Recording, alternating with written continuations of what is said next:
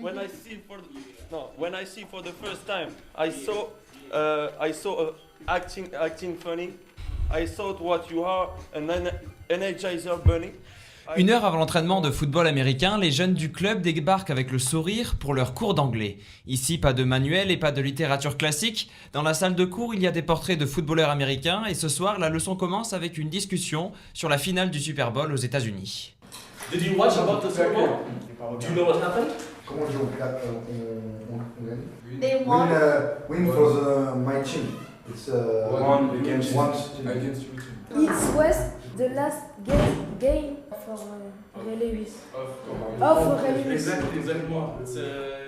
Les profs bénévoles donnent ensuite un texte de Will Smith à leurs élèves motivés. Les profs expliquent que l'américain est un rappeur clean qui écrit des textes sans injures. Lecture du texte, écoute du clip, traduction en français. Aucun doute, Emric, 19 ans et ses copains sont dans leur élément. L'ambiance c'est pas la même, c'est plus détendu. On se met moins de pression et on apprend d'une manière ludique en fait. Par exemple les rimes à la fin ça nous sert encore une fois pour le vocabulaire, la grammaire et voilà. Largement plus cool. Par rapport à certains textes ennuyants par exemple qu'on peut faire en cours d'anglais qu'on va pas être intéressé. Là comme c'est des chansons qu'on écoute tous les jours et que généralement c'est nous en fait on choisit les artistes. Du coup on est forcé d'écouter en fait. Okay. Oh. Check. You know you, my butt. I must tell you that your haircut smells like a cabbie.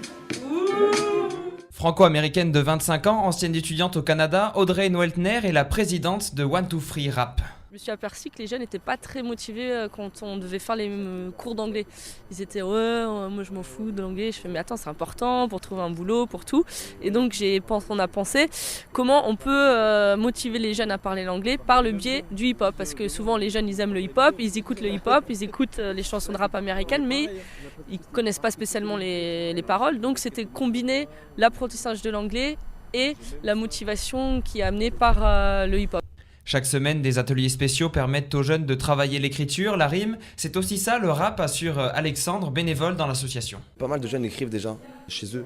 Après, ils n'ont pas forcément la chance d'avoir des personnes pour les conseiller, pour les guider, parce qu'écrire une rime, c'est assez technique, c'est pas forcément donné à tout le monde. Même si écrire, raconter sa vie, ça paraît assez simple, mais je pense que le mettre en forme, notamment de forme poétique, on a besoin d'une certaine, de prendre comme des cours, comme des leçons, voilà, tout simplement.